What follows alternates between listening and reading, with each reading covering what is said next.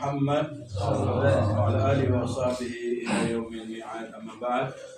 Karaman muhtaraman para habaib dan hafizin dan para asatidz dan semua jamaah yang hadir dalam takziah kita, dalam ziarah kita pada malam hari ini. Mudah-mudahan ziarah kita diterima oleh Allah Subhanahu wa taala.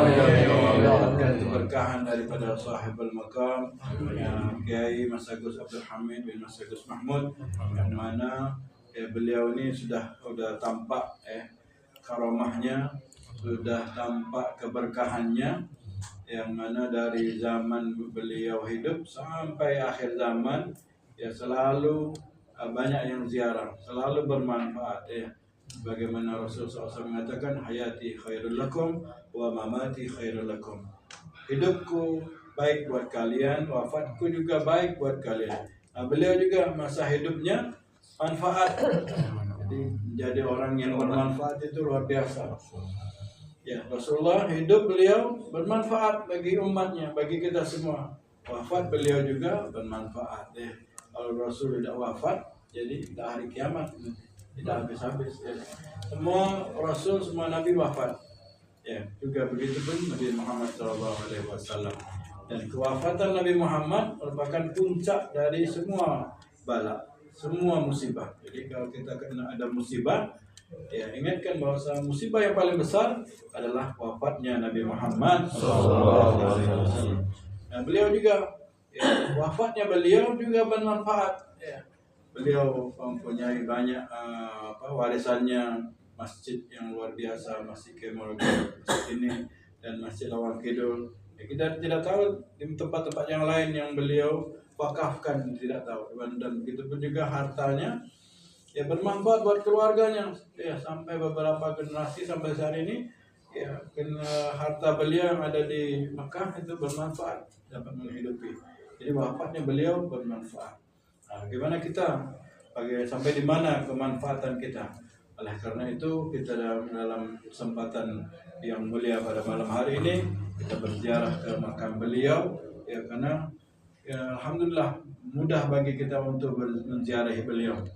Banyak orang-orang yang datang dari jauh dengan ongkosnya, dengan waktunya, dengan segala hal-hal yang sulitnya untuk berziarah ke makam beliau. Kita mudah. Karena tempat beliau ini tidak jauh dari kita. Dan begitu pun kadang-kadang dengan kemudahan itu kita malas untuk berziarah. Banyak para wali, banyak para orang solehin yang wafat, bahwa makamnya ada, kita tidak sempat untuk berziarahnya, malas untuk berziarahnya. Oleh karena itu dalam kesempatan yang mulia ini kita mengharapkan keberkahan dari beliau. Kita memohon kepada Allah Subhanahu wa taala dengan berkah ziarah kepada beliau kita mendapatkan keberkahan. Biar kita menjadi orang yang soleh.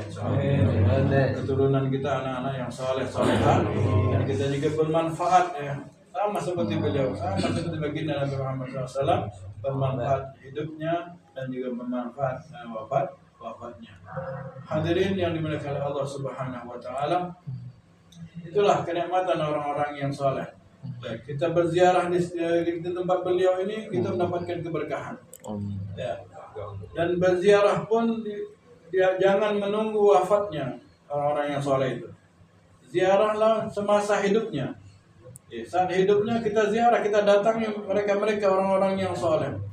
Orang-orang yang soleh adalah cirinya adalah orang yang istiqomah dalam amal ibadahnya. Tidak terlihat, tidak tampak kemaksiatan padanya. Dan dia istiqomah dengan ibadah taat kepada Allah Subhanahu wa taala. Jangan pandang dengan dia orang miskin, jangan pandang rumahnya gubuk, jangan pandang dia biasa-biasa pakaiannya, pandanglah istiqomahnya. Pandanglah ibadahnya. Pandanglah dia tidak bermaksiat kepada Allah Subhanahu wa taala. Maka orang yang terbaik adalah orang yang dirinya, hatinya selalu mendapatkan rahmat dari Allah Subhanahu wa taala karena tidak bermaksiat. Tidak bermaksiat, kemudian ketaatannya selalu ia taat dan tidak bermaksiat, maka berarti orang itu banyak mendapatkan rahmat dari Allah Subhanahu wa taala. Jadi ziarahilah mereka para solehin yang masih hidupnya, dan kalau tidak bisa ziarahi tatkala mereka sudah wafat, karena keberkahan itu masih ada kepada mereka. Kenapa kita berziarah kepada orang-orang solehin di kuburnya? Ya, dikarenakan keberkahan tadi, dan kita bertawassul mohon kepada Allah apa yang kita niatkan, kita mengirimkan Fatihah buat beliau dengan kemuliaan beliau, hajat-hajat kita disampaikan oleh Allah Subhanahu wa taala. Hajat-hajat kita diterima oleh Allah Subhanahu wa taala. Mereka orang-orang solehin pada masa dahulu begitu pun juga sama.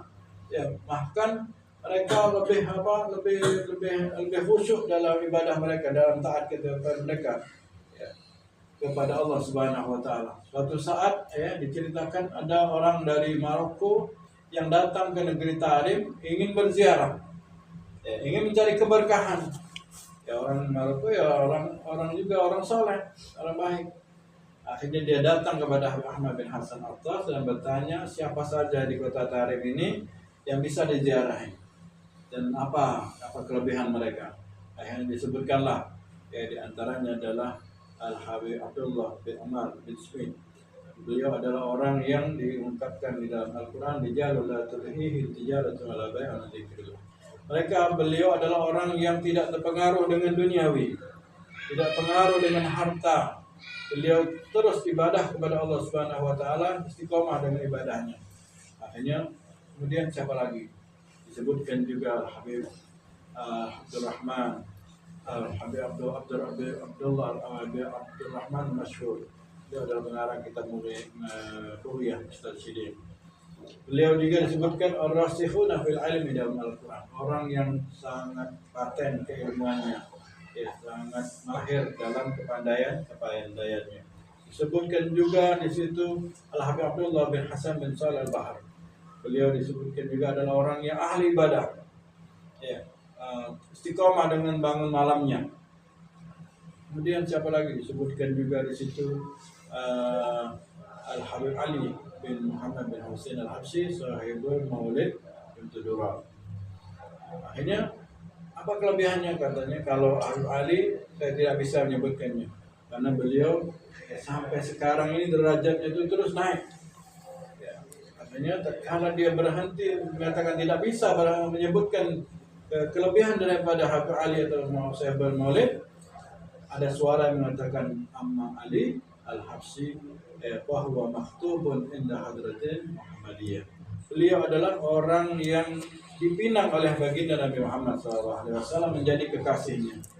Jadi derajat Habib Ali Al-Habsyi ini yang luar biasa, karena beliau sangat mencintai Nabi Muhammad SAW sampai dia mengarang kitab Maulid Al-Habsyi Maulid Tudura. Pertanyaannya dari mereka-mereka yang tadi, mana yang kita ambil, mana yang kita pilih, yang mana yang kita ada pada kita? Apakah seperti Abdullah bin Umar bin Smith yang dengan keteguhan imannya, atau seperti Abdurrahman Masyhur dengan keilmuannya, atau seperti Abdullah bin Hasan bin Shalih Al-Bahar dengan ahli ibadahnya, ataupun seperti Habib Ali Al-Habsyi Sahibul Maulid bin Tudura yang cintanya, kedekatannya kepada Nabi Muhammad SAW. Jadi kita berziarah seperti ini, yang seperti yang juga dialami oleh orang Maroko tadi, mencari keberkahan, terus mencari keberkahan. Karena hidup kita kalau kita tidak ibadah, kadang-kadang kita lalai. Karena itu selain ibadah kita mencari keberkahan, mencari ilmu dan mencari rezeki yang halal, dengan keringat dari rezeki yang halal itu mencari keberkahan kita niatkan. Dan semuanya selain kita ibadah, mencari keberkahan, menuntut ilmu, dan semua kegiatan kita niatkan untuk mencari keberkahan, cari ridha Allah Subhanahu wa taala. Jadi kalau tidak demikian, satu maksiat yang kita lakukan, satu niat yang tidak baik yang kita niatkan, satu keburukan yang kita inginkan, maka itu setan sudah siap masuk dalam hati kita. Sampai kita melakukannya, sudah masuk setan, anak buah setan masuk dalam hati kita. Lalu bagaimana kalau kita setiap hari mempunyai niat-niat yang tidak baik, pekerjaan-pekerjaan yang tidak baik, berarti kita pun jadi setan. Bukan lagi setan yang ada pada kita, masuk kita jadi setan saking banyaknya setan. Karena itu ziarah seperti ini ya, kita menggugah hati kita agar kita ingat kepada orang-orang soleh, ingat kepada orang-orang yang telah mendahului kita, yang mana mereka ya dalam masanya, dalam masa mudanya mereka orang yang semangat untuk mencari keridhaan Allah Subhanahu wa taala. Ya seperti Habib Ahmad bin Hasan Habib Hasan bin Saleh Al-Bahar. Habib Saleh bin Hasan Al-Bahar atau Hasan bin Saleh Al-Bahar adalah orang yang masanya agak akhir. Tidak seperti ya para solehin para wali-wali yang banyak. Nah, beliau semangat untuk mencari keridhaan Allah, semangat untuk ibadah, semangat mencari derajat di sisi Allah Subhanahu wa taala, sampai dia dikatain oleh orang lain, oleh teman-temannya. Ya sudahlah, kalau nyari pangkat, nyari derajat sudah habis waktunya. Ada lagi orang yang punya karomah dan itu. Tapi dia terus istiqomah, terus dia semangat dalam mencari keberkahan, mencari itu Allah Subhanahu wa taala. Dia mengatakan asagi bagi. Dia mengatakan yang memberikan derajat itu masih ada. Yang membagikan karomah itu masih ada. Yang memberikan rahmat itu masih ada, yaitu Allah. Jadi kalau masih ada Allah, maka siapa saja yang ibadah, siapa saja yang taat, yang sebaik itu patuh kepadanya akan diberikan derajat di sisi Allah. Akhirnya beliau pun mendapatkan derajat di sisi Allah Subhanahu wa taala. Kita kenal Al-Imam Al-Ghazali. Beliau adalah ulama besar. Ya, abad ke-6 sampai abad ke-7 itu beliau masanya itu beliau terkenal dengan kehebatannya. Rahbi Abdullah Al-Haddad beliau mengatakan ada dua orang yang mana dikagumi oleh ahlu zahir dan ahlu batin. Dan kedua ini adalah orang yang ahlu zahir dan ahlu batin, orang yang pandai dalam masalah zahir dan orang yang pandai dalam masalah kebatinan. Itu sudah dia ahli, pandai, kemudian dikagumi oleh orang-orang ahlu zahir dan batin. Beliau adalah Syekh Abdul Qadir Jailani, ahlu batin. Yang ahlu zahir adalah Al-Imam Al-Ghazali. Yang mana Imam Al-Ghazali adalah orang yang menjadi pakar dalam keilmuan, sampai sudah dikatakan bapak daripada filosofi. Orang yang pandai, orang ahli mikir, orang yang menciptakan kaidah-kaidah di dalam keilmuan Islam. Sekarang ini filosof banyak diambil dari filosofi orang-orang non-muslim. Padahal filosof yang utama, yang handal yaitu Imam Ghazali, orang yang luar biasa.